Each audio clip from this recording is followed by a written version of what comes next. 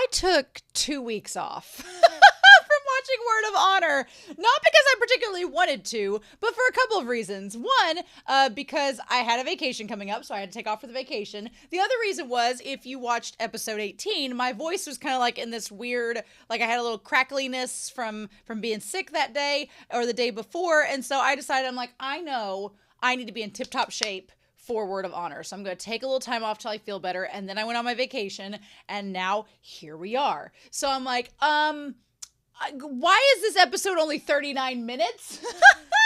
Every time I was like, last week we ended on a semi cliffhanger as we met Longchu, and now there's only 39 minutes, which when you take the OP and the ED out, it's like a 35-minute episode. Why is it so short this week? Well, that's a rhetorical question. The last time we got a really short episode, it ended up being a really good episode. So I'm going to let Word of Honor have this one.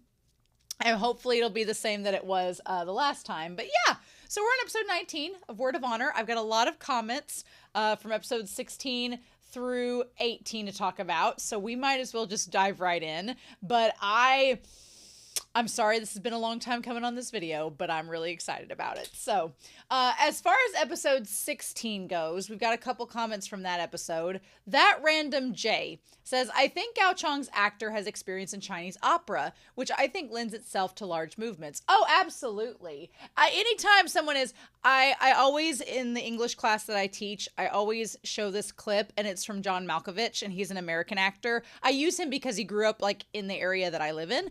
And so he was a theater trained actor and talks about, in this video I show in my classes, the difference between theater and stage performance when we talk about drama and things like that, because there is a huge difference. So the fact that Gao Chang's actor does a lot of Chinese opera, that explains so much to his movements, to his bigger, larger than life gestures. Like that all translates to the screen very well. Also, morning robes are typically white. In some of these dramas, they wear a white sash, which both Xin and Xiao were wearing. Okay, again, I have to condition myself because I'm used to American standards of black being funeral garb, and in a lot of Eastern cultures, it's white and red is wedding, whereas in U.S. culture, it's white is wedding. So you gotta shift your perspective, your peripherals a little bit on that one, but that's good to know. So thank you. Clarau, 3 on episode 16 says, Xiao Jing adopting boys left and right. He even told Changling he could be his son when Changling first arrived there in an early episode. Yeah, I definitely get the impression that Daddy Jing, he particularly is fond of young men, which his wife is nowhere to be seen, so that's not helping the allegations at all.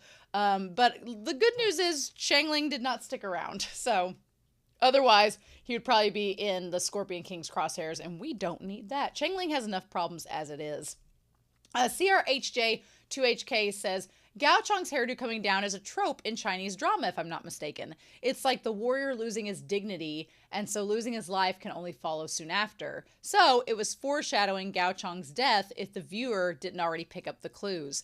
See, I'm kind of glad in some instances that I am a Western viewer because I like the surprise of the reveal and things happening. So if I were someone that was used to watching Chinese dramas and knew that trope, it wouldn't be as much of a surprise when it happens because you're like, well, his hair's down. Probably gonna die. It's kind of like the anime mom hairdo where it's like, she's probably gonna die in the first episode. It's kind of like one of those, but I'm glad in this instance that I'm coming at it from a very different perspective. Pancake for episode 17. They had a comment for episode 17 and a comment for episode 18. We're gonna talk about the episode 17 one first. They said, this part is never explicitly explained. And the mods approved this, so I was like, but it's just how I read the scene. The way the Scorpion kills the guy in episode 17, and then Xiao Jing gets angry, and then the Scorpion gives him that knowing smile. Later, when they talk, they don't even argue about it. It almost feels rehearsed, like it's just a performance so that Xiao Jing can keep his hands clean while still getting rid of whoever he wants. I talked briefly about that in the discussion, but I absolutely agree with that. They also say the other son, who was with Xiao Jing, is the same one who used to bully Changling. So I apparently got these guys mixed up. I thought that the guy that had bullied Changling was the one that jumped in front of Gao Chong and died. But nobody said anything because we were going to see him later on. So now Pancake's like, I think in the last episode you mixed him up with the disciple who died protecting Gao Chong, but that's not him. The bully guy is still alive, and now he's hanging around with Xiao Jing. Xiao Jing even mentions him in the same breath as Song Huairan, the one the Scorpion King killed for the glazed armor. It's interesting that Scorpion seems to know Song Huairan pretty well, but had no clue this guy who was also working for Xiao Jing until just now. It says a lot about how Xiao Jing doesn't fully trust the Scorpion. Yeah, I definitely think that Xiao Jing doesn't fully trust anybody. He strikes me as a very paranoid guy, and we've talked about that in previous discussions. He strikes me as extremely paranoid.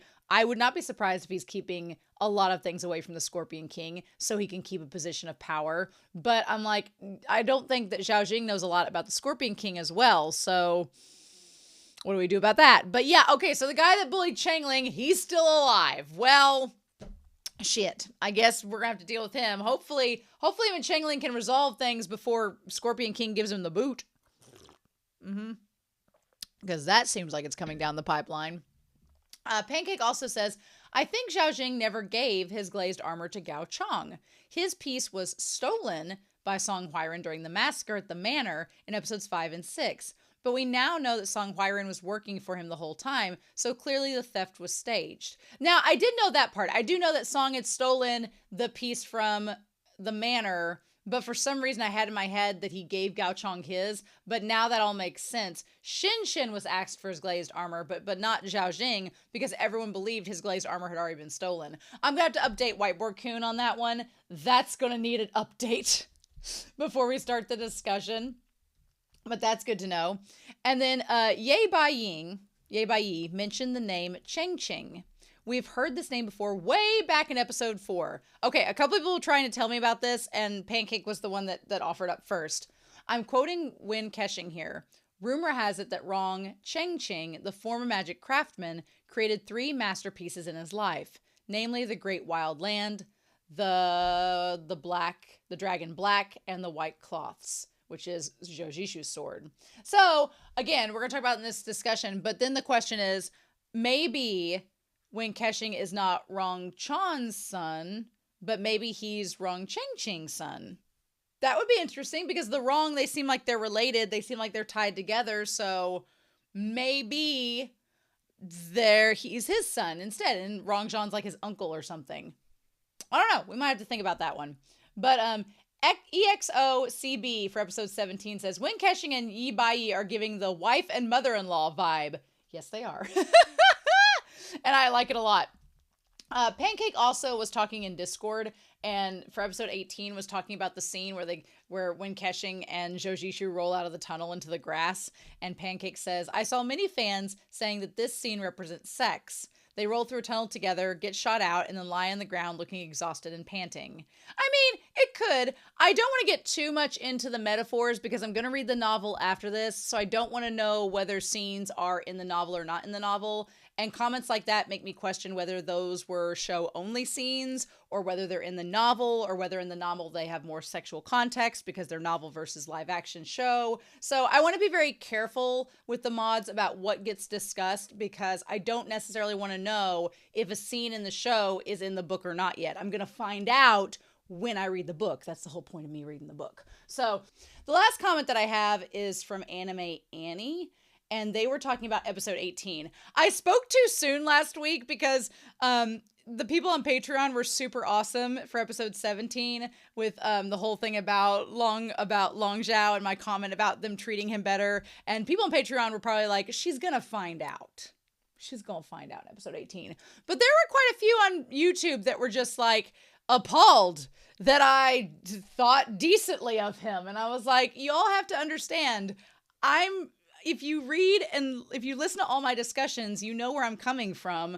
I've not watched the whole series. I think sometimes people commenting forget that I am coming at this blind and I have preconceived notions based on only what I see. I've not read the novel yet. I've not seen the whole series. So some of the comments were kind of like, why would you even think that? And I was like, I thought I explained it pretty well in the discussion, but I want to give props to Anime Annie, who very eloquently said basically what I've said in the discussion, but I'm going to read it out loud because they worded it very nicely.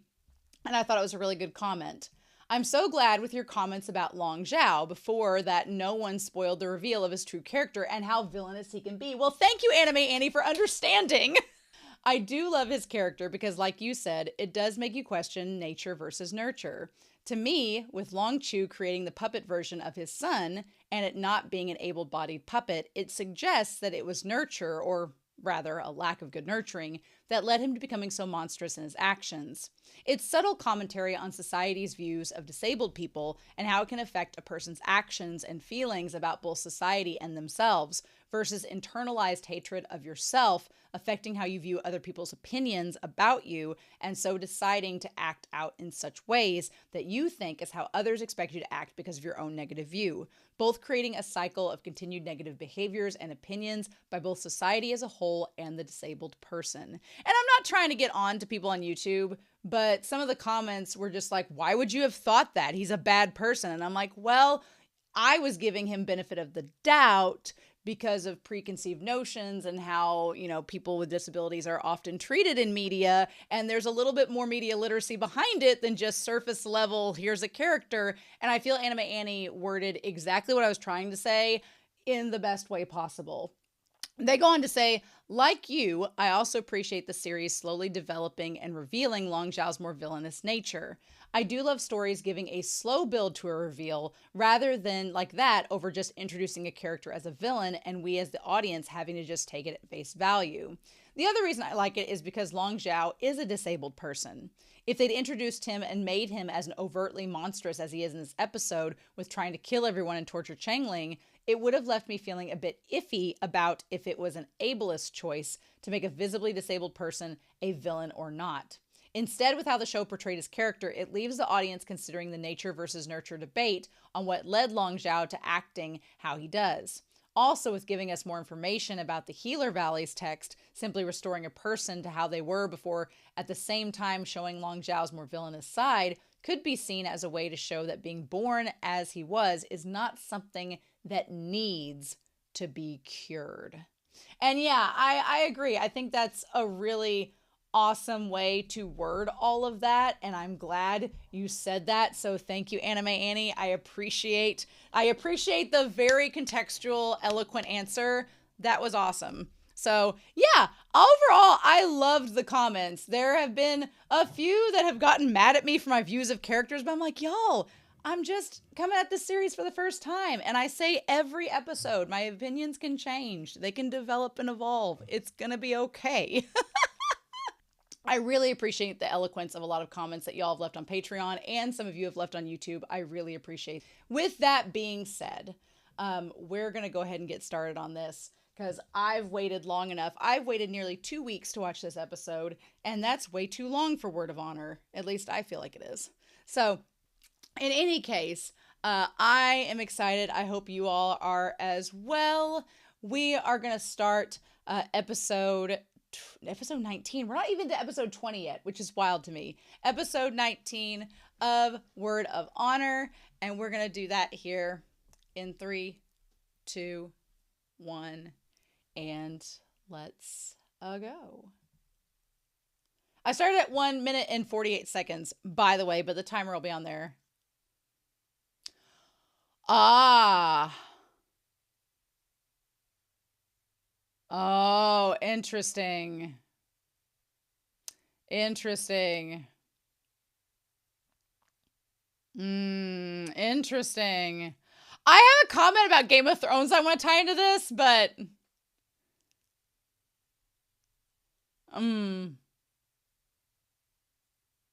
oh. Oh.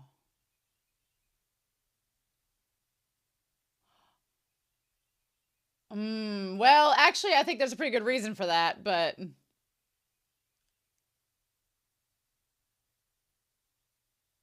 ooh. Oh, wow. Oh, wow. Okay. Oh, okay. Oh, shit. Oh. Ooh. Ooh, interesting. I have so much to say about this one scene.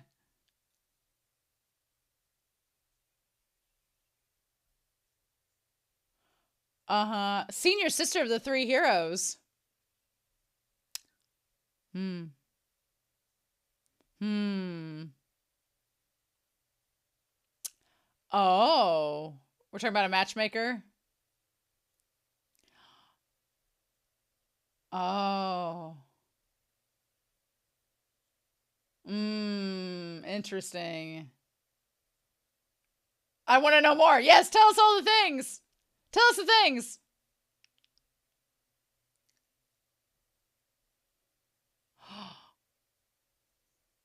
Is he your little friend? Ah! Oh! Oh!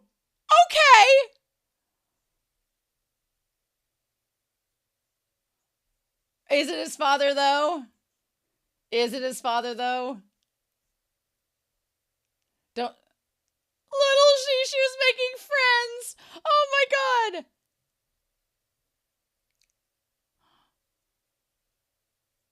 Oh. Where should I start? Oh, I want to know.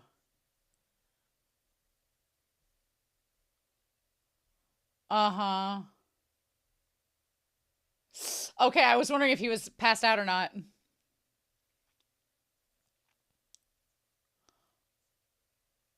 Deceived. Oh, okay. Okay. Oh. Why is this such a revelation to you?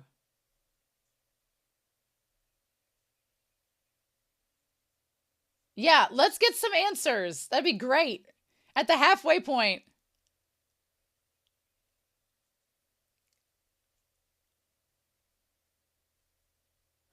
Give us answers. Come on. Come on, come on, come on. Okay, good. Don't you be cryptic, sir. Are we getting a flashback? Are we getting a flashback? Yes! Yes! Oh. Uh-huh. Pursuing chivalry together as one would. Oh. Uh-huh. Aw. Aw.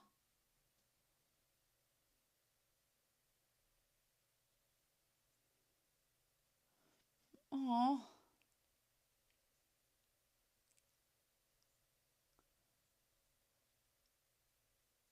Right.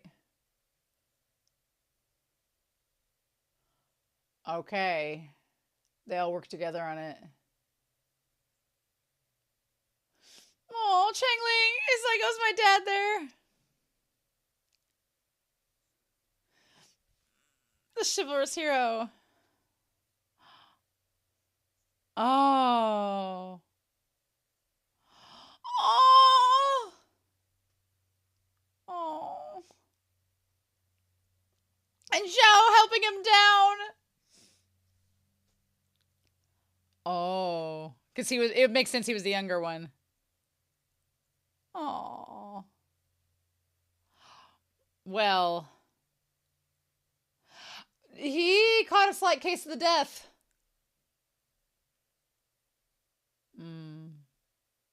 It's a long story. Armory. Less depression, more armory.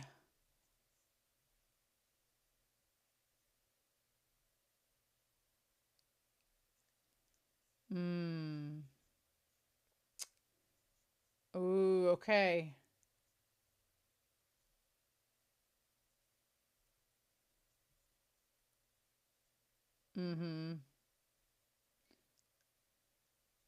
It's just a lock.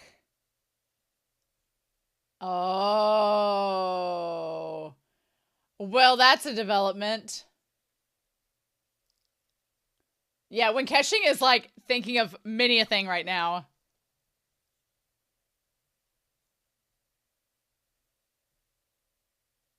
Oh, shit.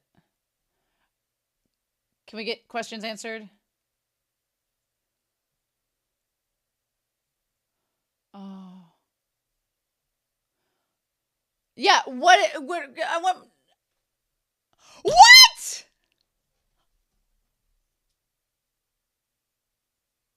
Oh, bitch. Holy shit. Oh.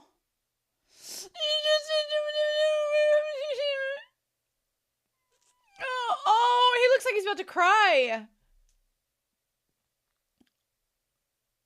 Oh.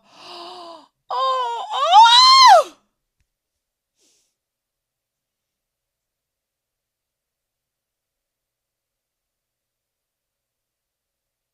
Oh my God. Oh my God.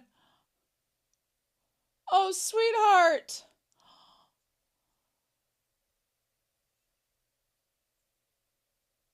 Oh, he's about to cry. Oh my God, not now! Not you too! Not again!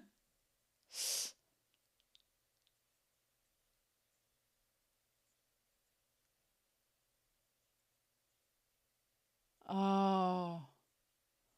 Oh my gosh. She was like, hey, let's hold on.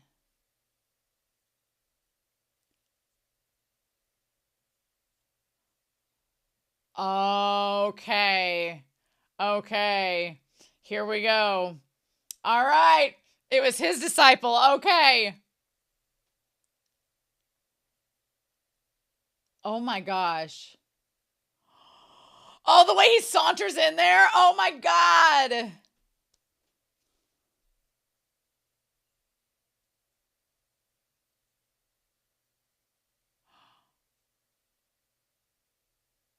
Oh.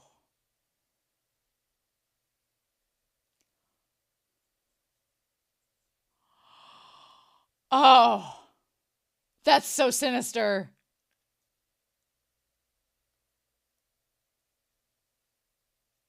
Don't speak ill of the dead in front of them.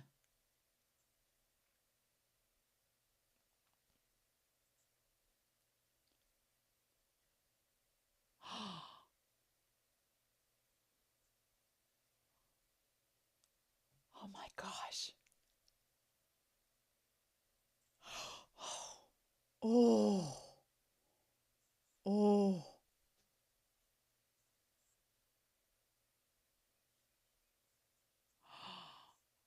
Oh, wow.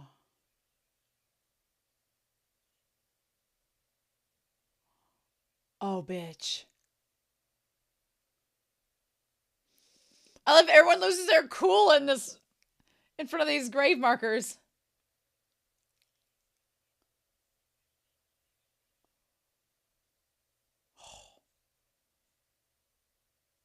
Mmm. Well, that seems like he was doing it for a reason.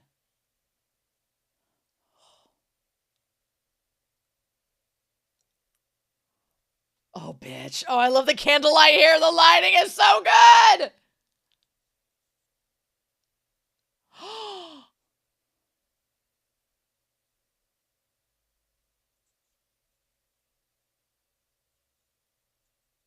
Oh, bitch, don't speak too soon.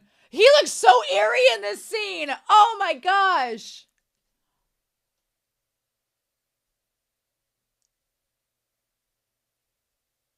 Mmm. Probably.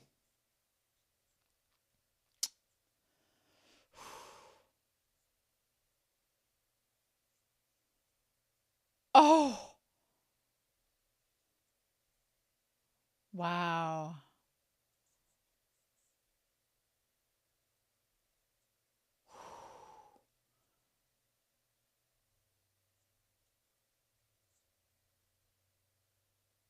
Wow. Oh, oh. I want you all to know I have a side piece. His name is the Scorpion King.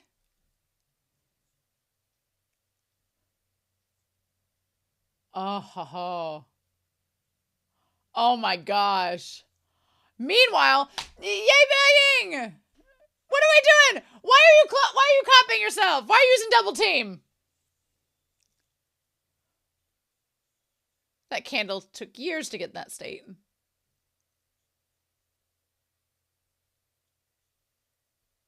Mmm. Mmm.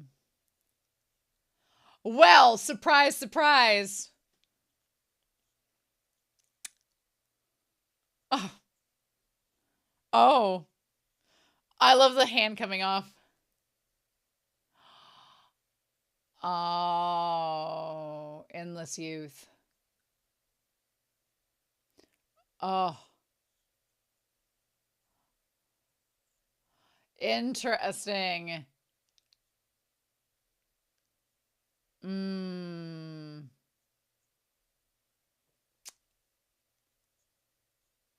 Interesting.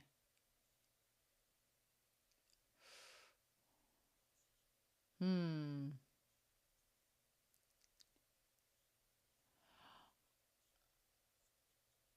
Oh. Is the key a person? Is the key a person?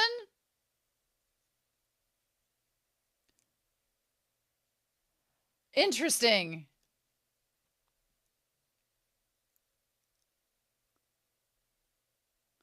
Yeah.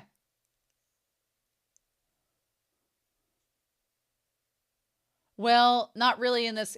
Oh, the magic sleeves. Oh, ooh. I was like, not really in this cave, but oh, hello. He has a flask. I mean, you didn't get the good shit. Or maybe he did.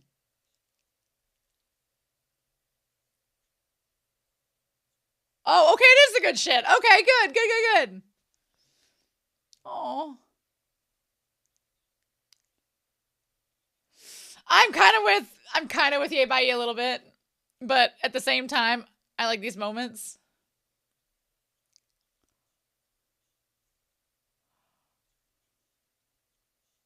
Bitch, what? Okay, don't you die yet. Don't you die yet. Don't you die yet. Tell us more secrets. Don't you die after drinking that wine. You have things to say.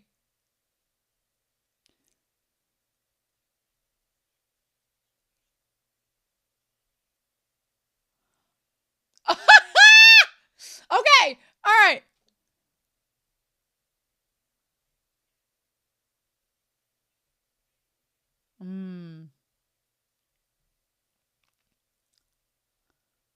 I want to know who is who.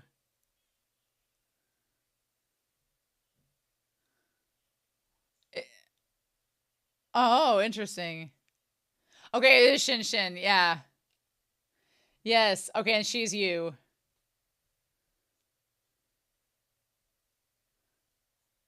Okay. Who's off to the side? I've got to try to remember. Okay. Oh, okay.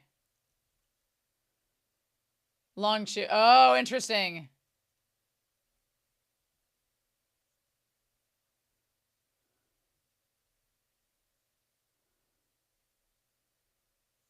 Man, Rongzhan is really handsome, by the way. He has a very unique face.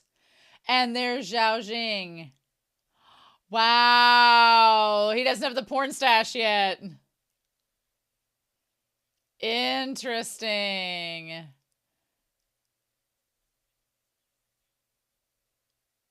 Oh. Oh, wow. You can see it now. You can see it in the eyes. Who'd be him? Oh, that's Gao Chong. Wow. Oh, wow. The actors have got really good. Yeah, okay.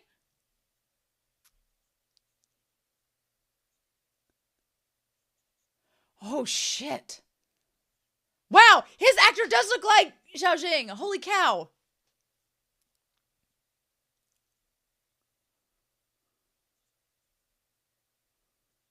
Wow. Okay, interesting.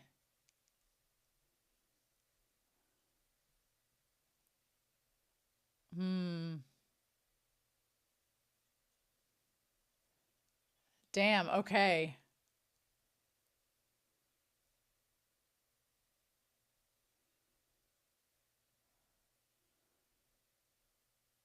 Hmm. Okay. I mean, that seems so much like when KeXing. Uh-huh.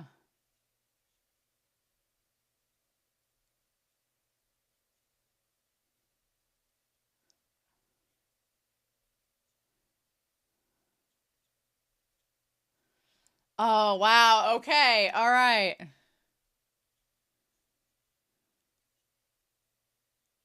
I love how sincere and sweet Gongjiang looks in this.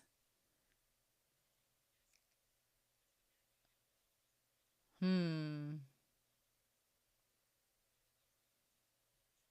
Shh. Yay, Bai, let him tell the story.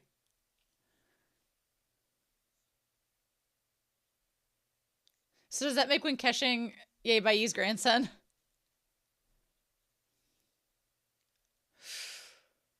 Oh. Yeah, you do keep interrupting. Yes, thank you. Hmm.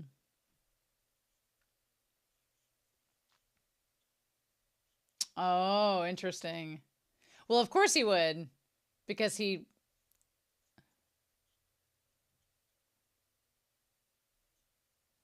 Hmm. Oh, interesting. Okay. Well, yes, right? Oh. Oh, okay, so the key's a thing.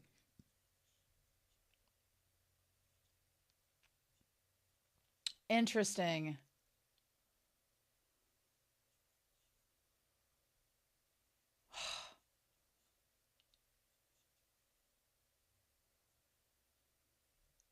Okay.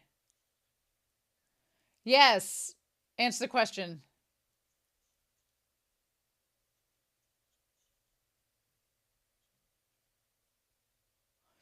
I love Jojishu looking over at him. I love him looking at him in that moment.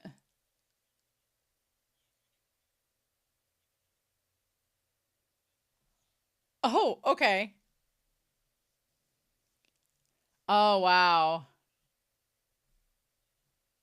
Hmm. Okay, interesting.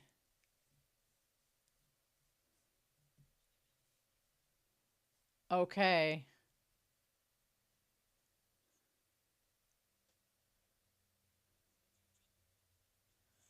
Oh, man. Okay, so, I mean, Rong John's actor is very handsome. The jaw is massive. And this seems a lot like when KeXing's fighting, too. But, oh, shit.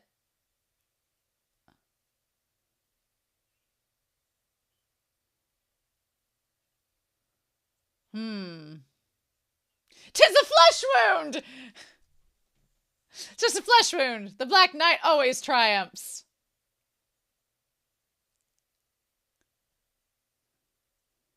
They're just fighting. It's totally fine. They do this all the time. Just a scratch. Oh, okay.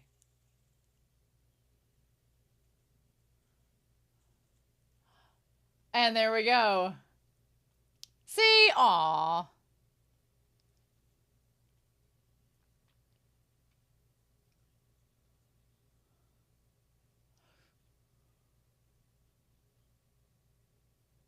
Oh, shit.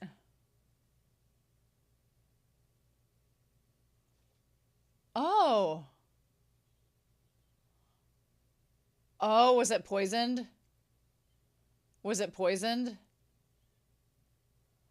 Oh, shit. Ew.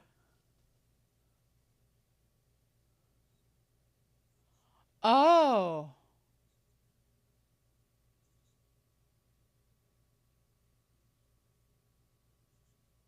So was it get? Oh.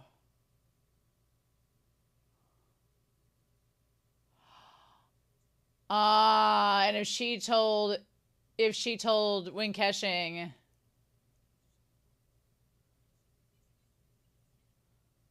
Uh-huh. Was it Xiao that put it on there? Oh, interesting.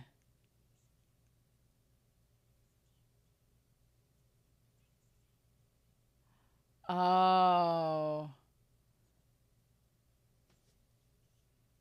Mm-hmm. No, it's a totally different than the last story.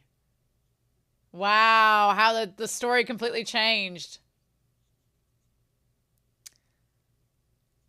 I don't think it was. Yep. Mm, I think it was Xiao. Excuse me for my bold and controversial take, but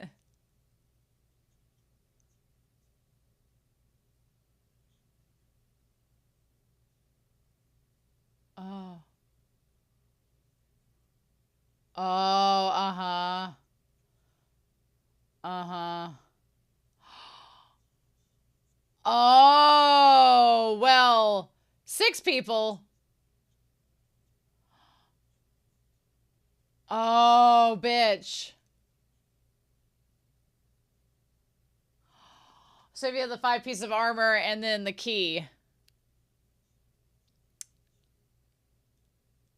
Okay, wow. Answers everywhere. Oh. Oh. Oh.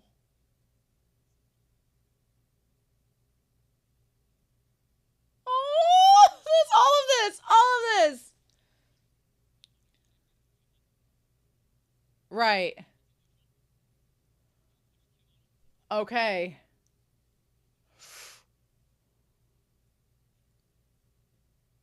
Oh. Oh.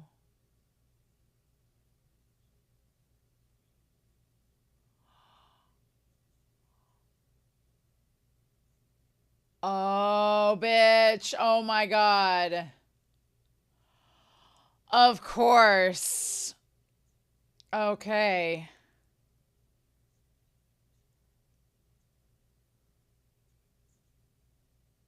Oh. Oh. Mm. Oh, his eyes. Oh. Oh.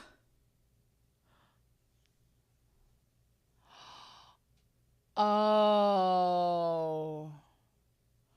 Oh, bitch. Oh, wow.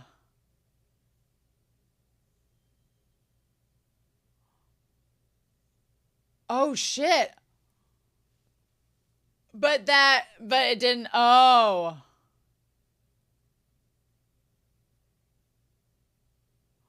Yeah, I'd see that not working out great.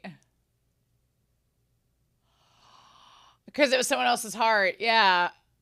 Yep. Oh my God. And there we go. And there we go. Oh, did you not know this?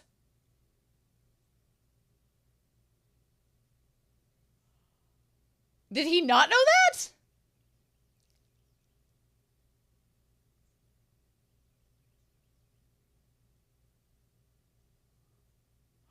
And that leads to the scene we've seen before. Okay, now all that makes sense.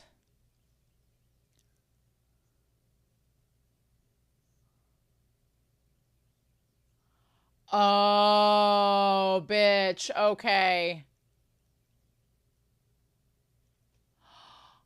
Oh. Okay.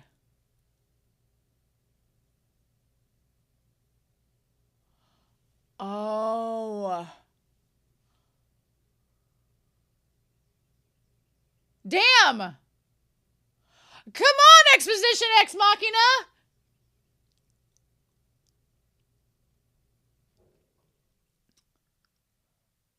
Uh-huh. And that's when all that happened. Okay. Okay.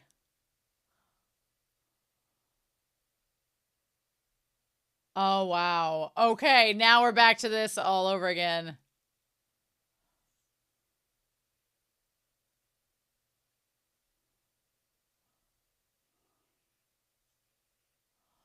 Oh, wow.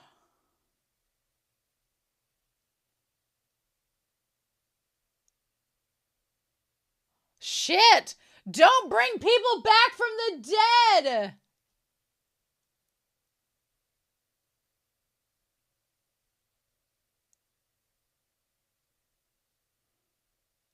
You can see this man is... Okay, Ryu.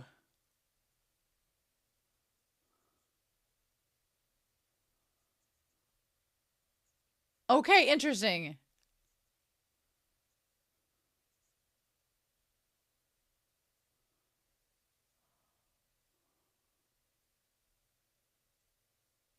Okay. Dude. Oh my god.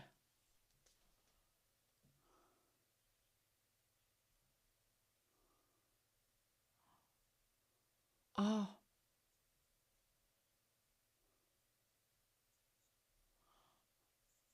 Oh, wow.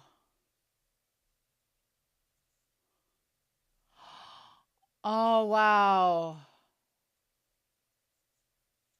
Oh, shit!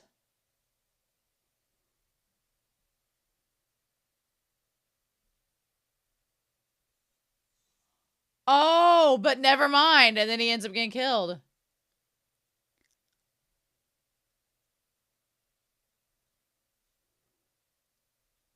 Huh.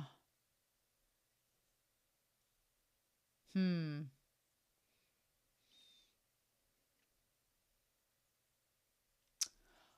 Oh. Oh my gosh. Oh. Okay. And here we go. Okay.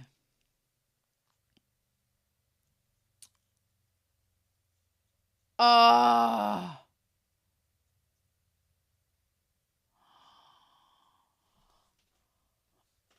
Oh.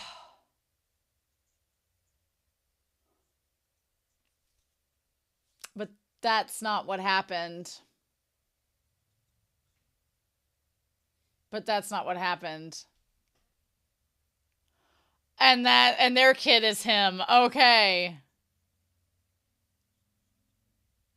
Zen Ryu. Uh-huh. And Win KeXing. Oh. Oh.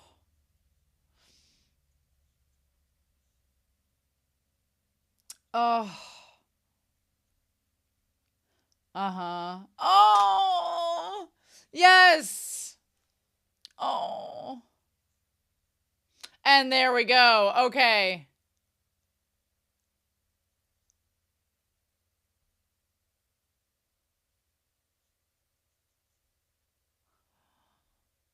Uh-huh. Oh. Gong Jun is so good in this episode.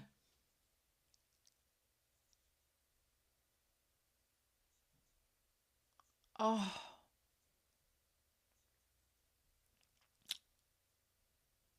Oh.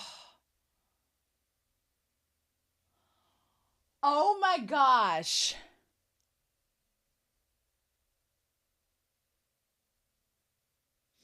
Oh, Gong Jun is just breaking my heart in this episode.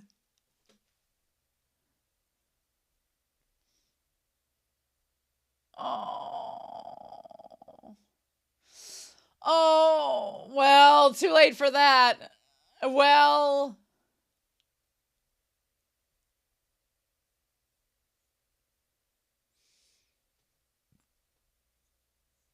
Oh. Okay, wow. So we got it right together.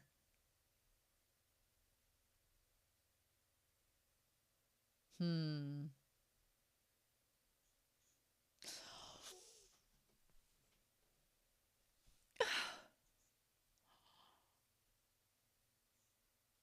Oh. Okay, but he's like, it's getting awfully romantic up in here. What's happening?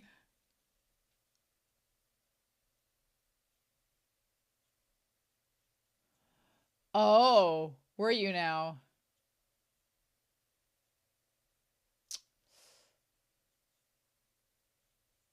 Mm.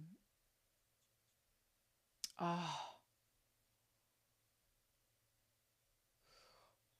Damn it, yay, bye we. Damn it.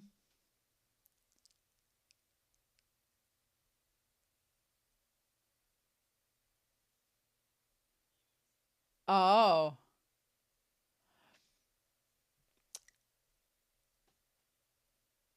Oh. Okay, wow. So we get confirmation, all this. Oh. Okay.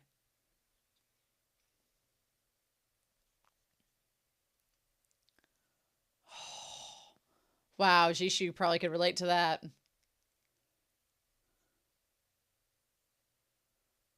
Oh.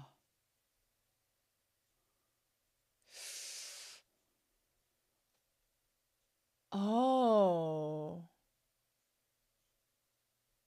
Why didn't you teach him? Okay.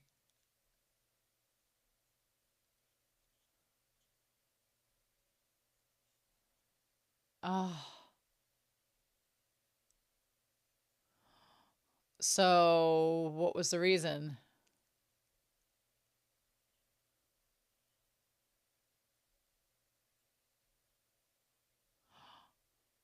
Oh. Oh.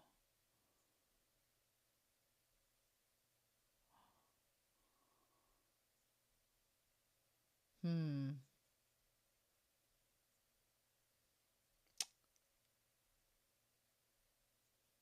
Mm. Wow. He didn't want him to suffer the same fate he had. Hmm. It's actually hell. Yes. Okay. Ah.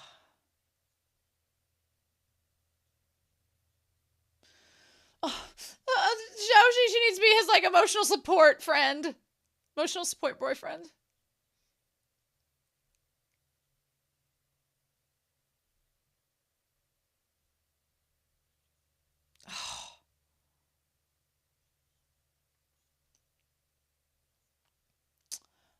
Ah, and that's what he thinks about his son. Uh-huh.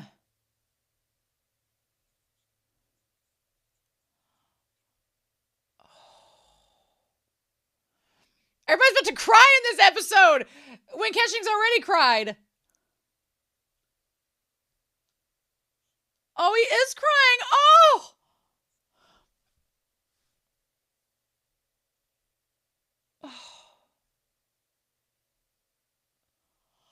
Why? But why would we stop right there? Why would we do that?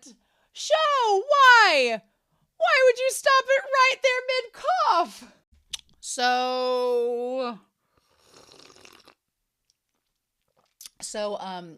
this is all gonna have to be redone.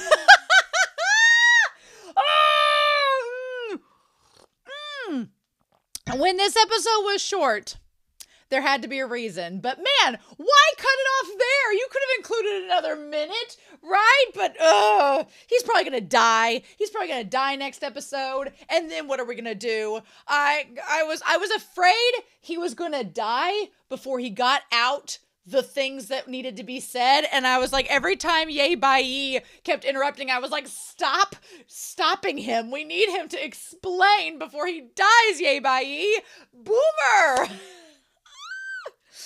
Oh my God. Wow. So we just got a dump truck of exposition, a dump truck of answers thrown on us. And Wing Keqing is not Rong Zhan's son.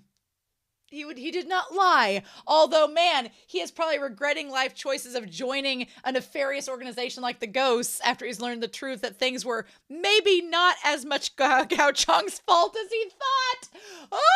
So we have a lot to talk about with this episode and to break it down. And there were parts where I was so focused on various things. I'm like, I know I'm missing something. So I want to go back to this. But yeah, so going back to this, we have Long Xiao and Long Chu and the discussion about the wife dying from childbirth, which I'm just going to kind of put it over here. This whole thing about the Long son and the idea of that. I kept thinking back to Game of Thrones throughout this entire exchange because there is one of my favorite characters in that series. His name is Tyrion Lannister.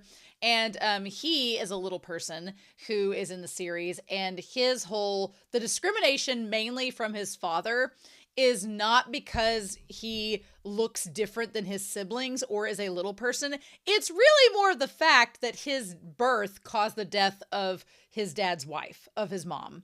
And so the dad, because the mom apparently was beloved by all the kids and by the dad, and then along came Tyrion, she died, and it just kind of set things into a different trajectory. So there was a lot of parallels in that moment to this moment with Long Xiao. And Long Xiao's like, is the reason you hate me because I killed, your wife that you liked? Because essentially what was hinted at is that the reason he isolated himself was because of his wife dying. And Long Xiao's like, well, that was my fault, so that's why you're mad at me. You say you hate me. You should have just killed me long ago to compensate your wife's life with mine. And he's like, you let me go to adulthood. Why wouldn't you give me a healthy life? And so we go back to this conversation about the yin and yang book to revive the dead and reverse death. As we find out, that is not so simple, nor do the results yield to good measures. So one thing I love about this episode is it does what Modao Zushi did. MXTX's story Modao Zushi, which is great, talked a lot about gossip and about rumors and about the ways that truths get twisted. And you think you know this about the story, but the reality is actually a little bit different. And this episode takes it to a whole nother level. There are parts of the story that we've been told that are complete lies. And there are parts of the story that's like, oh no, actually, it was a little bit more complicated than that. And so we finally get some truths amidst all of the rumors. And he's like, you just refused to you sat by and watched me live as a disabled person for more than 10 years. So I guess it was 10 years before Long Xiao took action against his dad, maybe. He's like, well, you never believed me, but what could I have possibly done? Doctors' hearts are like that of patients. If it had such a miraculous effect, why would the Miracle Healer Valley hide it as a secret? Every time they kept bringing up the Miracle Healer Valley, you kept going back to Wing Keqing as a reaction. So the fact that this is all tied together with this makes more sense now. But yeah, he brings up a good point. He's like, if the Yin Yang book was so special and could do all these things, why wouldn't they be using it on the daily? Well, because there was a price to pay with it. And he's like, it's lies, nonsense. It's all just equivocation. How would you know if you'd never tried? For your dead wife, you moved the entire Dragon Pool cabinet. For your dead brothers, you went through many years of suffering. For your only living son, you wouldn't open the armory. I like that when Keqing, basically silences him after that point and shuts him up because he's tired of hearing him. Fair point. Fair for Wing Keqing to do that. It's like, yeah, you do you, sir. And he can't talk anymore. He's like, I'm reaping for what I've sown with my son. So then, Ye Bai Yi, he's like, what are they talking about? I want to go back to this. He says, Rongzhan's wife. He says, Senior Ye, are you speaking of the senior sister of the three heroes of the Miracle Healer Valley, the Ganoderma immortal Yu Feng-er? If it wasn't for the help of the three heroes of the Miracle Valley, then Yu's Shui would not have been willing to marry me. So there's these three heroes, right? And I'm assuming the three heroes involve Yu as well as Wen Kexing's parents. So the three heroes of the Miracle Valley, who also play wingmen for Long Chu meeting his wife, Yu Sui. So yeah. So here is like, was Yu Feng-er the wife of Rongzhan? And he's like, yes, only my brother Rong could be a good match for a figure like Miss Yu. Okay. So I like the Ye Bai Yi's like, I want to know what happened. What do you know? I've got a lot of questions to ask. And he's like, yeah, I'm dying, so I might as well answer these questions. And so then when Kexing, speaks up and he's like, well, Jishu, who is this? Is he your little friend? I was like, when you see your little friend, I'm like, that's adorable.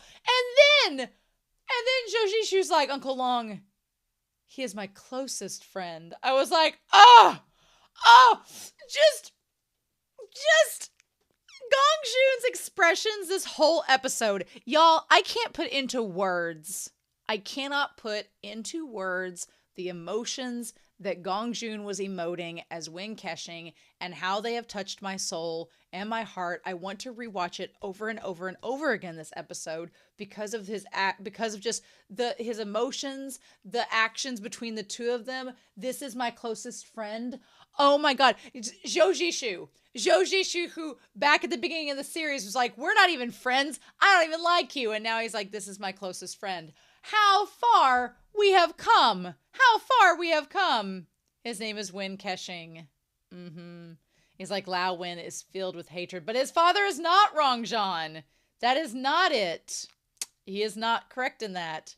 I'm glad he doesn't reveal his identity then and there, because Rongzhan looks like a wounded, or not Rongzhan, but Wen Kexing looks like a wounded puppy, and I would not have revealed it because he's not entirely right. So he's like, little Zishu's making friends now. That's wonderful. Oh my God. He's like, Long Zhao said at the Heroes Conference, Gao Chong threatened and used you to open the armory. Is that true? And he's like, well, where should I begin? We got a long story ahead of us. So 20 years ago, they talk about the glazed armor being in their hands. And they're like, did Rongzhan deceive you into constructing the armory? And he's like, deceived? He's like, don't believe anything that this kid says. He wasn't there. He doesn't know. He's speaking out his ass out of hatred.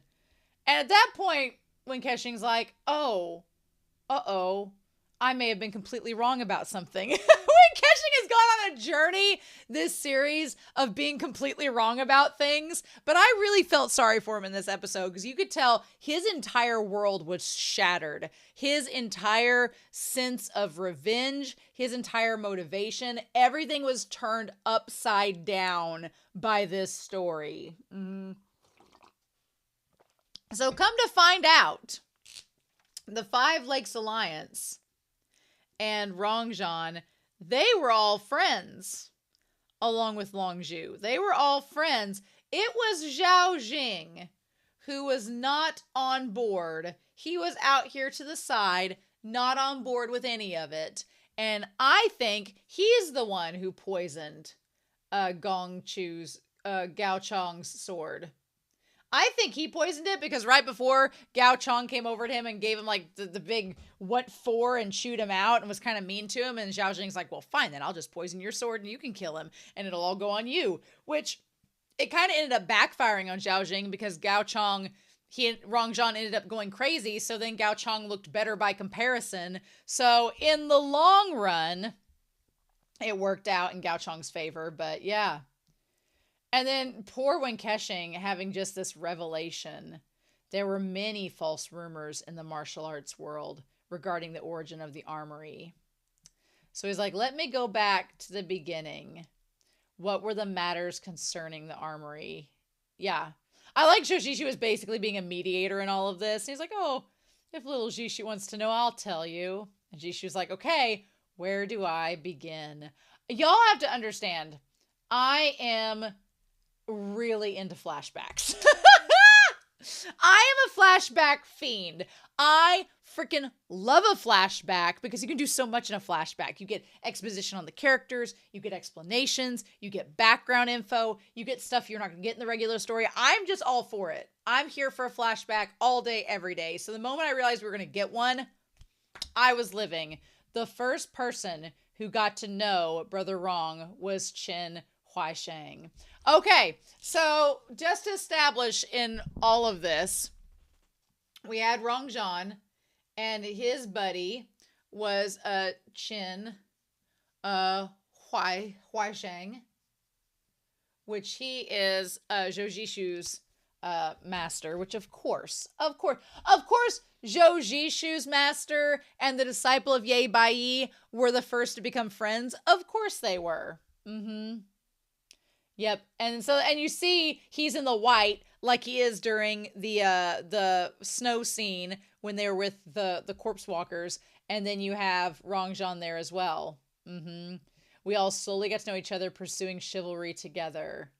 Okay, so then the one guy beside him is Wen Kexing's dad. Okay, so you have you, Fang Air, and then you have Jin, and we'll get him, and then his wife is there as well. Yeah, so they were the three heroes of the Miracle Healer Valley. Yep.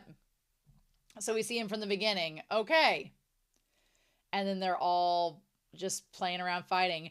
The show, I will give the show a lot of credit. They made Rongzhan's actor kind of look like Wen Kexing. Not really, like he has the most jaw of jaws, but they made just like the way he styles his hair, the way his eyebrows are, they made him look a lot like Wen Kexing. So from the flashbacks, if you were to believe that Wen Kexing was Rongzhan's son, you kind of would believe it because you're like, well, they kind of look similar, so that makes sense. But that was not the case. Yep, and so it shows him and Gao Chong fighting each other. Of course, that all makes sense now. What a great time that was. Yeah, we just got drunk all the time, talked about the armory. So he's like, Wrong was the pillar of the group. I like that Changling takes this opportunity to be like, hey, was my dad there too? His dad seems like he was the youngest, like he was the baby of the group, which it makes sense. And I like that Changling gets to go up there and seeing that little brat Yusin. I never expected he could sire such a handsome son. Changling is a good kid, right? It's a long story. I did feel kind of sad for Long Chu whenever he's like, where's your dad? And then Zhou Jishu's like, oh, by the way, like 5 people you're about to talk about, they're all dead now. So there's that. I did feel bad for him. There's nonstop killing for revenge. What? And then it's like all for the glazed armor. And it's all because of this misinformation because Long Chu's like, why are they vying for the glazed armor? If you don't have the key, you can't undo the lock. So now we find out, and Wen Kexing is just because the key was given to his parents. So does Wen Kexing have the key? That's the question. We have all the glazed armor talk going around and all the pieces are scattered about. Does Wen Kexing have the key?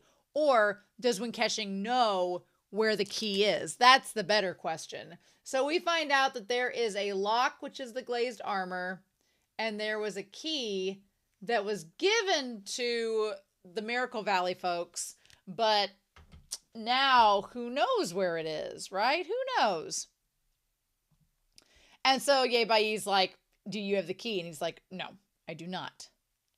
Ye Bai was having a lot of Wen Kexing moments in this episode where he was just really losing his cool because he wanted answers, right? And Long Chu's like, I know you don't believe me. Nobody else does, but I really don't have the key. It was given to someone else.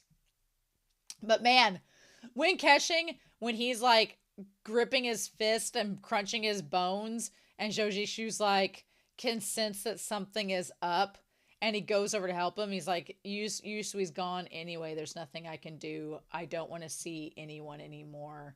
I feel really bad for him because he like literally, after his wife dies, he just doesn't want to see anyone anymore. And it's like, that's so super sad.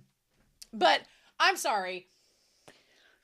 Zhou Jishu going over to Wen KeXing, knowing that he feels horrible while this is going on, isn't saying anything. And then I like that he's like, I know who took the key, but I'm not telling you. And he's like, I swore an oath not to tell. And Ye Bai's like, I'm about to have a boomer outrage, a tantrum here of the generations. And he's like, what can you do to me? And poor Wen KeXing, he's so sad. And like, he is about to cry. And then him just grabbing himself. I'm sorry. Whenever Zhou Jishu puts his hand on Wen KeXing's shoulder, and Wen KeXing looks over, like tears in his eyes lined with red. Oh, he's like, my disciples and servants have been killed off one by one. He sawed off my 2 legs bit by bit. That look Gongjun gives Zhou Jishu, that look that he gives him, it is criminal. No one has a right to look at anyone with that kind of angst and sadness in his eyes. Nobody has that right. Gongjun, did he win all of the awards from this one episode because he needed to? Because I could not take my eyes off of him. Every scene, I was having trouble following the dialogue because I kept wanting to look at Wen KeXing, because the way that Gongjun acted, the emotions he was pouring out of his system was just so enthralling and captivating, and I just could not take my eyes off of him. I was obsessed. And then the fact that he reaches over and grabs, the censors caught every bit of it. Put his hand over Zhou Jishu's. The skinship. It felt so good. And he's like, what else could you do to me, Ye Bai? Senior Ye, great hero Ye. Don't make things difficult for this elder. He's like, shut up, brat! I want to know what happened to Rongzhan. Tell us more of the flashback. You built the armory together, and then what? He was perfectly fine. How did he go crazy? Did one of you harm him? And the thing about it is, Wen KeXing at this point, he wanted to know the truth, but now that he's realizing how wrong he was and where this is going, he suddenly doesn't want to know. And he's like, why do you keep pushing him? And him just like with tears in his eyes as Zhou Jishu is trying to hold him back. And he's like, well, tell me now. I like that they fight with each other. And then Zhou Jishu has to eventually be like, hey, can you guys stop? And Zhou Jishu is like, what do I do? Because when KeXing is having an emotional outburst, Ye Bai's like, I want to know about my disciple, what happened with him. You want to know about your parents. And the emotions are just on like top level. Scorpion King would walk in and be like, really? We're having this? Okay, I'm going to leave now. And that's when Ye Bai is like, he was my disciple. Okay. So Ye Bai was awfully sad about Rongzhan being killed. And the whole thing with the 6 cultivation methods is really good when we get to it. But we take a break. After learning that revealing piece of information, we take a hot break so that we can go watch Zhao Jing's actor be the most sinister he's been this entire series. This episode was so good, y'all. The doors opening up to reveal him walking in with the nameplate for Gao Chong, and he's neatly arranged all the people, he's orchestrated their deaths in a nice little area that he can jeer at them. Are you joking? And then he just splashes the water on the sake on Rongzhan's nameplate. Are you kidding? Everything about this scene was so well done. So well done. The mountain ceiling sacred sword. The dashing duo of Miracle Healer Valley. Okay, so the duo. We had the dashing duo. So those 2 that died as well. Zhao Jing. When Wen KeXing finds out that Zhao Jing's responsible for all this, all bets are off. All bets are off. The sect leader of the 5 Lakes Alliance. Eldest brother Gao. And he just sets that down there. I've managed to gather you all completely. Like freaking Pokemon gym badges. He gathered all these people he's killed together in one memoriam. Oh my God. Y'all. There is so much that's well done about this scene. Not only the way he's like, you all looked at me and shunned me. You all mocked me and laughed. Like, it's so villainous. But Zhao Jing is such a good villain because there's something really pathetic about him, but there's also something very desperate about him. And my mind is going blank right now with which series it was, but one of them said, there is nothing more dangerous than a desperate average man. A desperate mediocre man. There is nothing more dangerous. And in this moment, yeah, that would be Xiao Jing. He is not special. He is not over the top. Maybe it was Attack on Titan that said that. But there's nothing more desperate than an average man at his last stand. Oh. But yeah, the way that he just pours the sake over each of the little markers, and then he just gets mad and flings the remaining parts of it, and he just like sits there and flings it at Rongzhan. Why'd you have to create that bullshit armory? That sudden bright idea of yours made me lose my head and follow you with eagerness. So he basically blames all his plights on Rongzhan. One thing that's really well done in this scene, that there is some natural light, but every time there's natural light in the scene, the way that it's filmed, but there's also a lot of shadows, and then you have the candles, and whenever Xiao Jing gets up to the markers, there is this like ethereal yellow glow, but because they're filming it looking up, you see the shadows, and it makes him look deranged. It makes him look so creepy in that moment. I love it. Just the way they do it. And it's like, he's basically just talking to a bunch of ghosts, a bunch of plaques. It's very reminiscent of Gao Chong doing the exact same thing. Like, we've seen this song and dance before. It's not usually a good sign. The first red flag is when you start talking to the markers of your dead friends and colleagues. That's usually strike one. That's usually strike one. I think strike two, he's going to slander Scorpion King in some way, and that's not going to end well for him. But also when he's just like staring, and the other thing too is you have the warm glow of the candles, but then when the white light that's filtering in naturally hits him, it's a cool light, so it just makes him kind of look ghostly. And then him just plucking the flower petals from the ceremonial memorial flowers. Oh my God. Y'all, I could rave about this episode all day. He's like, you wouldn't listen. And then calling Shin Shin pig-headed. I'm like, where was he? In front of his salad. I hope he's sneezing somewhere. Why did you have to hang on to power and not let it go? I just want everyone to know. I want everyone to know about the giant dick that my side hustle has. No, he says, only I, Xiao Jing, will unite the Five Lakes Alliance. At this point, it dawned on me we're only at the halfway marker.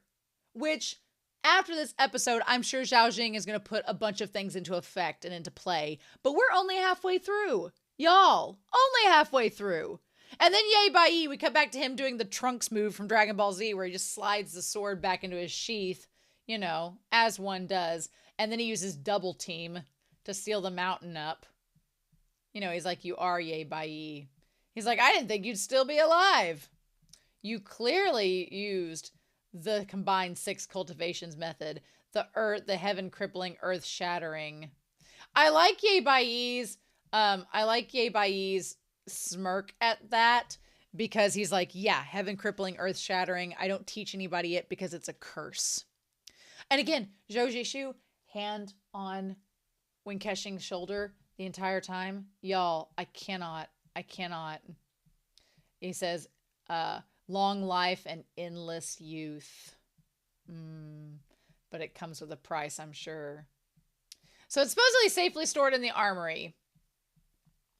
And he's like, nobody needs to know that method. So I like Yay Bai later on when he talks about the method. The reason why he didn't teach Rongzhan it was because it's a curse. Again, I mentioned a character from Yona of the Dawn, which I love that series, and you all should go see it. But there is this conversation of just because you could doesn't mean that you should.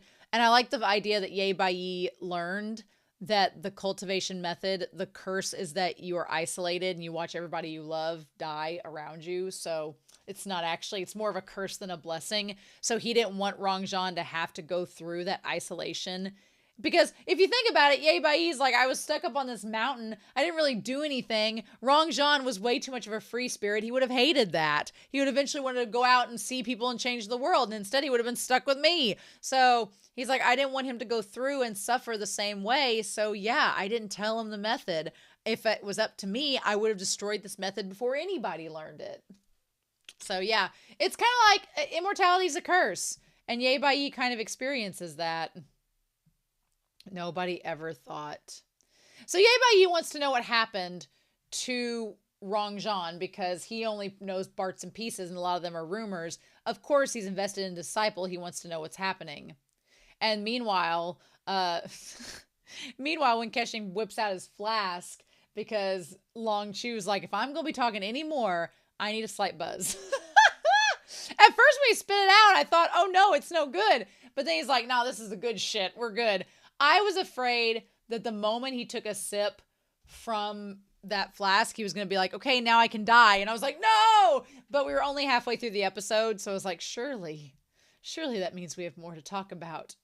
But I do agree with Ye Bai about one thing. He was keeping us in suspense this whole time. And I was glad when he got onto the flashback. So he's like, fine, I'm here to tell the story. This is good wine. I'll keep talking. Fine. And then he quotes the poetry. So we have everybody gathered at the table except Xiao. Xiao doesn't sit at the table. The thing is, there is a seat for him. There is a seat that's carved out for him to sit at, but he would rather not. He's off to the side, reading his thing, dressed in little finger green. Do you not see the reflection of lamentable white hair through the mirror of the Y chamber? Although silken black at dawn, it has become snow white at dusk. Interesting. Do not put down your cups, drink the wine. All of the above are quotations from the poem Drinking Wine by Li Bai. Interesting. Okay. So this all, the area that they're at, even though it's not where the Dragon Pool cabinet is, the location seems rather similar. But that might just be a production thing. So then, yeah, of course, Shin, who can't hold his liquor at all in the present, is the same as he was back then and is making the toast and everything. So, yeah, Shin's getting crunk. Xiao, I can't get over at first because he didn't have like the 70s porn stash. I was like, I don't know about this actor being Xiao. But the more he was on screen and the more you looked at him and the more it kind of focused on his eyes, he did look like Xiao. A lot, actually. And the actor that got to play young Gao Chong looked a lot like him, too. Even Shin's. Like, they did a really good job of picking these actors that look somewhat like them. So the whole time I was looking at you, because Wen KeXing does look a little bit like Rongzhan, but you, Fang Air, does not look anything like Wen KeXing. So I was like, okay, well, we'll see. But then, yeah, Jin Ruyu does kind of look like Wen KeXing. I can see it. Senior sister. So Jin Ruyu, we get him. We still don't know about Rong Chengqing. We still don't know about him. He's disappeared. We got him mentioned a few episodes ago. But yeah. And like, why'd you have to break such a fine cup? Yeah. So I could see it a little bit. And then his wife is right next to him. So the twin beauties of Miracle Healer Valley absorbed all of the valley's beauty and intelligence. Yeah, so Goo Meow Meow. Okay, I see it now. She's super pretty. Okay, so then we have Goo Meow Meow. Now, wait a minute. Goo Meow Meow. Is that related to Gu Zhang? Are they related? Is Gu Zhang Wen KeXing's little sister? Is this a thing? Did she adopt the name Gu? What? Because, yeah, we have Gu Zhang. Is she related to Wen KeXing? Is that like, are they cousins? Interesting. Okay. I'm curious because she does look kind of like Gu Zhang. And then we have Lu Taichong, which he's the one that died, the one brother that was killed off screen. And then Qin Huaizhang was Zhao Jishu's master. And then we have Shin, right? And then we have Long Chu and Zhang Yusin. And Yusin is Changling's dad. And I can see the resemblance that's there. and Long Chu, I can see it too. They did such a good job casting this. Okay. Interesting. I'm curious about Gu Zhang now, and if she's related to Wen Kexing. We're gonna have to find that out. We're gonna have to see if the show actually tells us that. It would make sense if Gu Zhang was related to Wen Kexing, and that's one of the reasons why he's so adamant about staying with her, because if they're somewhat related, but I'm curious. So yeah, Xiao Jing's just like, no, I'd rather not. And he seems the most disinterested. And yeah, him and Gao Chong get into an altercation. The actor playing Gao Chong, amazing. Like playing young Gao Chong, you can see it. I see the similarities. And Xiao Jing is just like, those actors, they're so good. Oh man. Again, flashbacks, amazing. I think it's so fascinating how the flashbacks do such a good job with these actors, even though they are cast as younger versions of the ones we see in the show. I love it. It's so well done. Okay. So there's an altercation between the two of them, and Rongzhan thinks of, the armory and all of that. There's clearly tension between the two of them. And then it goes back to the present, where Rongzhan was burning. He had different perspectives of different sects. He was burning us all into demons. He said they were all unnecessary and convoluted. Any cultivator should just be free. What a bunch of idiots. It's like, weren't those last pieces of knowledge all written by people? Do you think that others have two brains, or that you have none of your own? Yeah, Yay Bai's having none of this. Just learning whatever others teach. How's that different from being a monkey trained by a carnival man? And for this, you got yourself into trouble and lost your life. Yeah, Yay Bai's projecting a little bit. He's projecting some of his frustrations in the moment from the decisions that they made long ago, because Yay Bai's old. He's had more experiences, more perspectives. I like that Zhou Jishu kind of takes a back seat this episode. Zhou Jishu takes a back seat and lets the three gentlemen, and Changling's just there for moral support, but the three gentlemen in front of us have the most to do, which is Wen Kexing, Long Chu, and Yay Bai. Zhou Jishu is just there to offer moral support as they work through all of their tensions in this very scene. So yeah, thank goodness the little beast left my tutelage on his own. I would have just smashed my head into a wall and died. I like that when Kexing's like, are you done? He's like, shut your bird mouth. Ah! And then I like that Zhou Jishu's like, you keep interrupting. He says it better. He's like, you're interrupting. Can we let him get to the main event? And he's like, fine. So he's like, we were all advised in the same way to choose a location for the armory. We switched between a bunch of different places, but in the end, it was your master who told us about the underground palace of the former dynasty that he'd unearthed, and I transformed it. So the armory is in this secluded location, supposedly, that Zhou Jishu's master told them about, that is a deserted palace. Okay. Well, that's good to know. That's good to know. And he's like, I basically made it into what it is now. And so he's like, okay, so was it you who created the glazed armor lock? And he's like, no. They all came together. It's like it was obtained by your master and his friends during their travels years ago. He's like, I like the idea that we found out Long Chu just basically helped construct the place where the armor was locked, where the armory was locked, but he didn't actually create it himself. He's like, it was absolutely ingenious. There's a lot of energy assembling the objects together. But when he opened the underground palace, he discovered there wasn't really anything inside. So he decided to give them to us. And so they talk about the root of it all. But I love that the whole time we zoom in on Wen Kexing, as we're about to find out what happened to Rongzhan, Zhou Jishu is like pinpointed, looking at Wen Kexing and his expression, trying to gauge what to make of it. But the fact of the matter was that as he was facing them, because he faced them all at once. I wanted to go back to this and see if I noticed anything. Here's the thing. Right behind where Gao Chong is at is Xiao Jing. Or no, he's not. No, Shinshin's right behind him. Interesting. No. Okay. So Shinshin's not. Okay. Shinshin is kind of behind Gao Chong in this, but not entirely. So I was like, did he poison the sword while nobody was looking? But I wanted to see if that was the case. So they start fighting, and somebody poisoned the tip of the sword. But the question is, you know, how did this go about? I want to see if I can catch them cutting him. Because he's like, no. And he spins around. I wanted to see if I could catch the moment that he gets cut by Gao Chong's sword.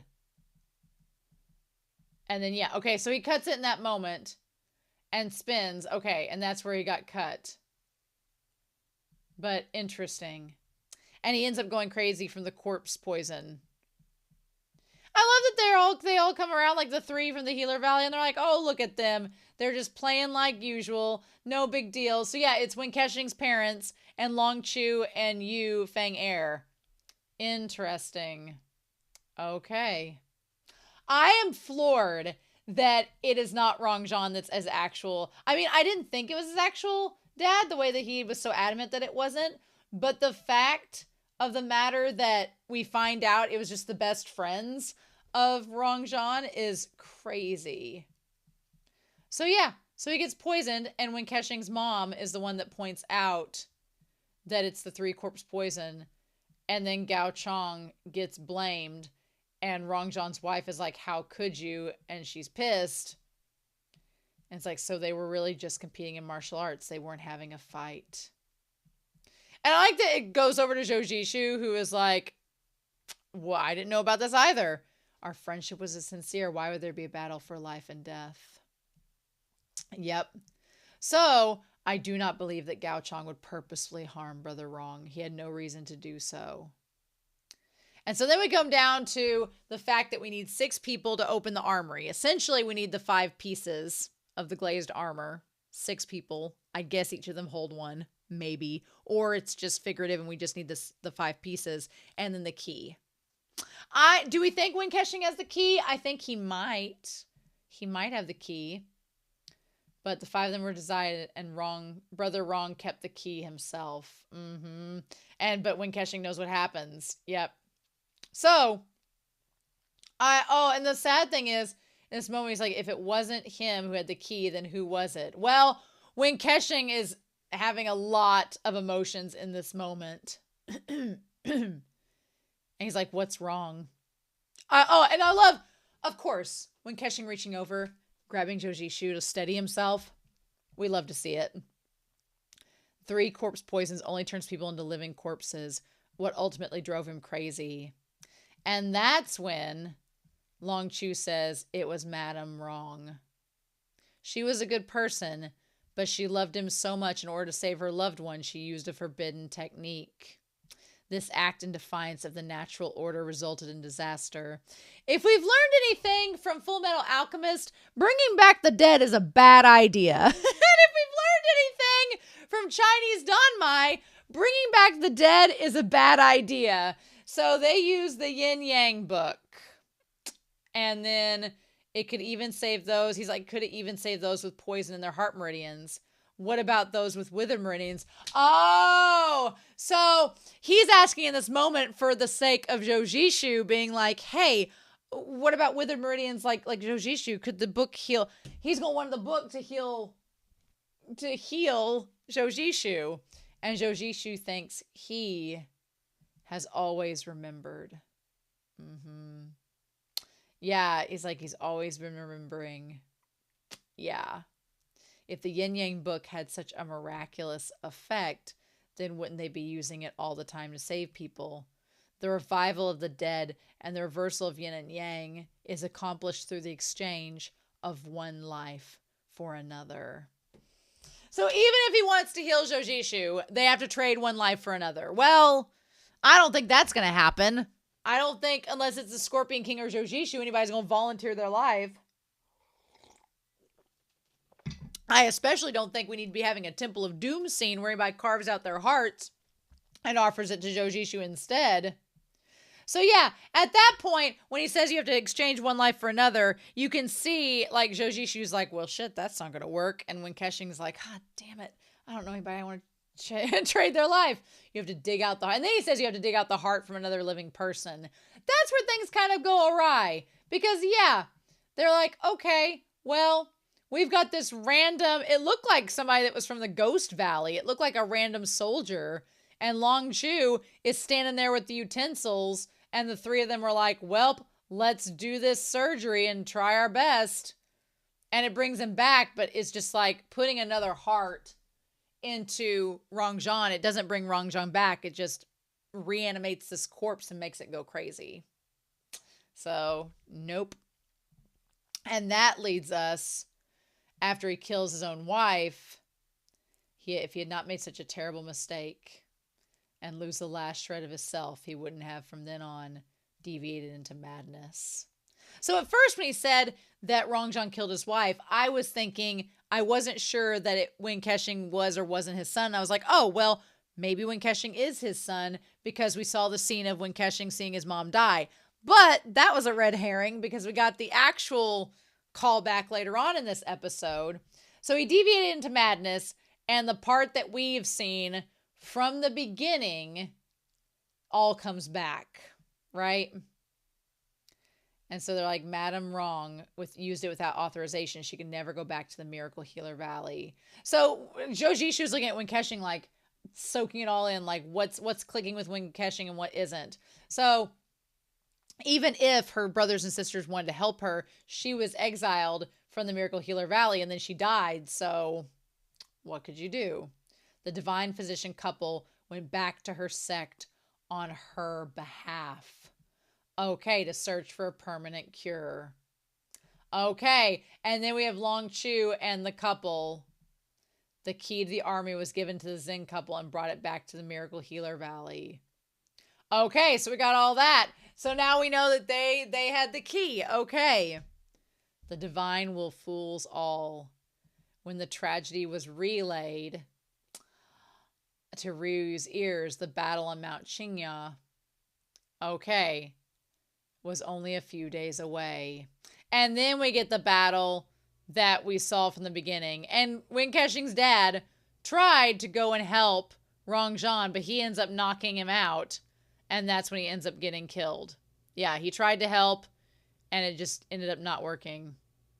Oh, okay. Everyone used the reason of hunting down a demon to chase after Rongzhan and kill him. And they did that for the armory key. But they found nothing after his death. So they went after Elder Zen instead. Yeah, when they didn't find the key, they went after the one that had spoke up for him. And then we see Wen KeXing as a kid next to this one person who I don't know who this guy is. I don't know who this guy is that's there whenever he falls down. I guess he's just with their sect. And, oh, little baby Wen KeXing, shut up. Shut up. He was wanting to protect his family and maintain righteousness. The worst part was his dad was a nice guy. He wasn't a martial arts junkie. All that stuff Wen KeXing said before about his dad all makes sense now because it was Jin. He wasn't Rongzhan. He was totally different. It all makes sense now. Yep. And then here come all these other guys. He'd rather die than give away the secret of the armory. These so-called righteous sects use the excuse of good and evil being at odds to force the old Valley Master to destroy his kin in place of righteousness. So basically, his parents got kicked out of the Miracle Healer Valley because of the riot and everything. They just wanted to threaten the Zen couple into surrendering.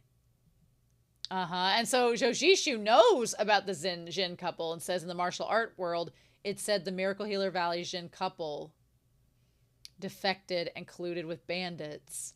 But did they collude with bandits? Did they get into the Ghost Valley? Then we get, I like these bringing them up. Their skills were personally vanquished by the old Valley Master and they were kicked out of the sect. And then following that, the old Valley Master had died. And then the Miracle Healer Valley started to decline after that. And this was the real story. And Zhou Jishu is realizing all of that. And when KeXing's like, yeah, I know, I was there. I was there. Oh my gosh. And he's like, defected. The divine hand of Jin Ruyu saved countless numbers of injured and dying people. In the vast martial arts world, who could stand in front of my brother Jin and dare claim to be more noble? And that just must hurt when KeXing so much, because essentially when KeXing's like, yeah, my dad and my mom were really noble people, and after they died, I went and became chief of the Ghost Valley. Like, oh, he's like, of course. He's like, I've done something horrible.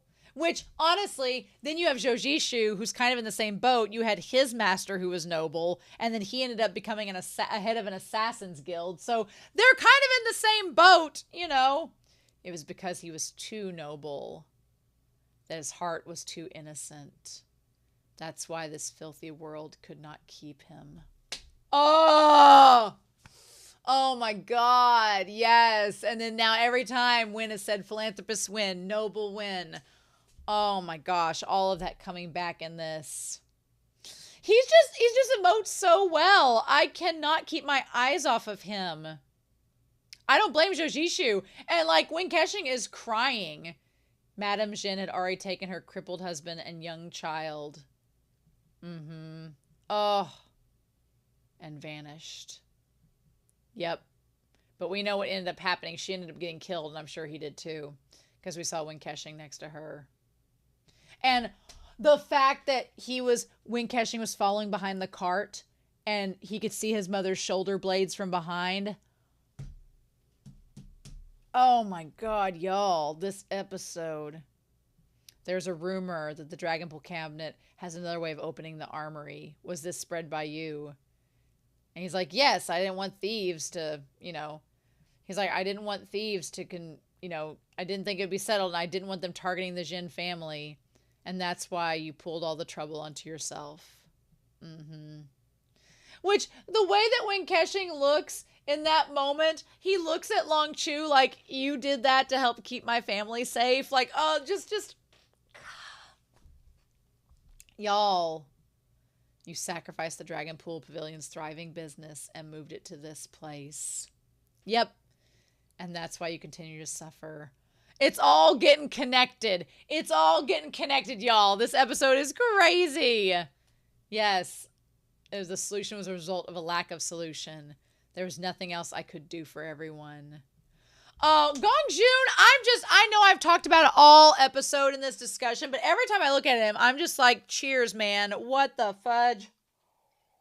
I'm going to take 1,000 screenshots of him. Yep. And that close up on him, I'd only hope their family would hide away properly. And here's when KeXing, here's the family that you need to see. Is he going to be able to tell? Is he going to be able to tell them that he's the Jin couple's kid? Is he going to be able to tell them? Is he going to be able to? And they continue to live good lives and never get entangled in the turmoil of the martial arts world. Well, their only child is most definitely entangled in the turmoils of the martial arts world. I don't know how else to say that, but you didn't get your wish. Oh, for the sake of your friend, you didn't hesitate to bring yourself into the state with your faith and loyalty. Compared to that of Zhou and Yang, the famous for their friendship where they gave their lives for each other. Oh. And then when he talks about giving, two friends that protected each other and gave you their lives for each other. And then you have Zhoujishu looking over at Win KeXing to have a friend like you in their lives. Even in the underworld. Oh my God! The fact that he's looking at Win KeXing and he's like, to think of having a friend like that who would devote themselves to the other, even in the underworld, as a ghost chief, as an assassin head. My heart! Oh my gosh, y'all. They will have no regrets. Meanwhile, Ye Bai's like, I got updated on a lot of information. So there's that. He's like, I didn't hide the truth from you on purpose. I was also unable to confirm the location of the key. But I'm like, does Win KeXing know where it is? But I'd already promised Brother Wrong to give the key to the armory back to you. I was unable to because I didn't have I had the motivation, but not the strength. So the question is now, he's like, I couldn't bring you back the key. I think Win KeXing has the key. Win KeXing hates Ye Bai. So it's like, Are they going to be able to resolve their differences and come together to give each other the key? Is that going to be able to happen? I don't know. He's like, well, Rongjong was a fool and so are you. So he basically talks about how he's like, I didn't really want to access the armory. He's like, I just want to make sure that nobody gets a hold of the cultivation methods, right?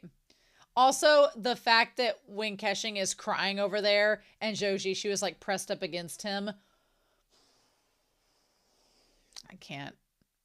He's like, it was Rongjong who burdened you. If you have a wish, speak it and I will accomplish it for you. He's like, what wish could I have? Uh-huh. So he's like, Brother Rong was a gifted talent and you are his teacher. Why didn't you teach him the cultivation method? It was wrong of him to steal the book and leave, but it's not difficult to understand. Why didn't you teach it to him? And he's like, one with the sky. It's impossible for mortals to escape the trickery of the heavens. It is cold and lonely on Changming Mountain. Ah, I love also that you have in the same frame, you have Ye Bai who's talking about how actually immortality and the whole Yin Yang book and stuff is a bad idea. And then you have Long Xiao in the background, kind of as a juxtaposition of that shot. Everything about this episode is shot so well. I love it. So then he's like, he stole the manual and left the mountain. The heaven crippling, earth breaking, combined 6 cultivation method. He's like, this demonic art had such a name.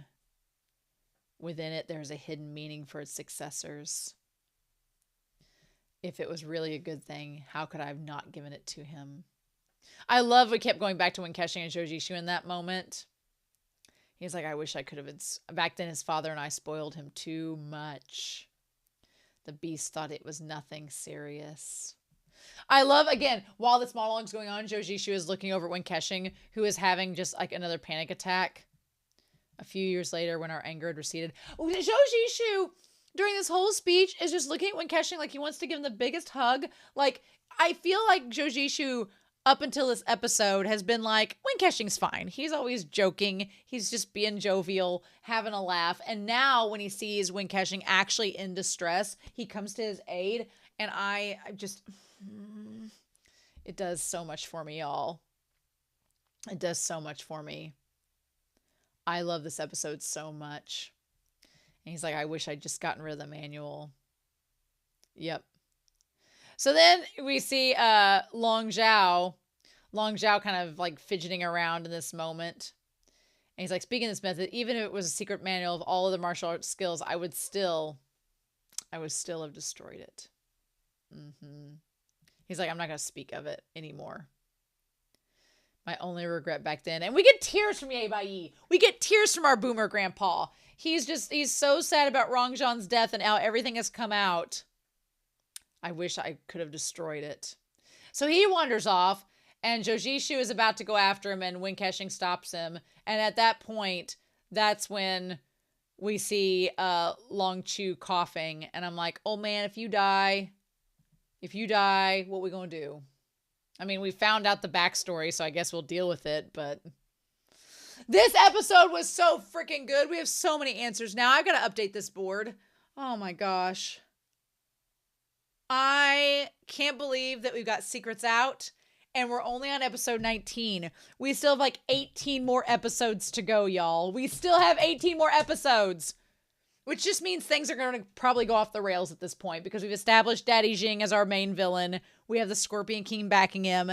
We've established what the whole secret with Rongjong is. We still don't know about the key. I want to know about Guzhong's relationship and all of this. We'll find that out hopefully, but oh, y'all, I cannot wait to hear your comments down below about this one. Oh, this was just so good. In the meantime, I hope you all have a wonderful week.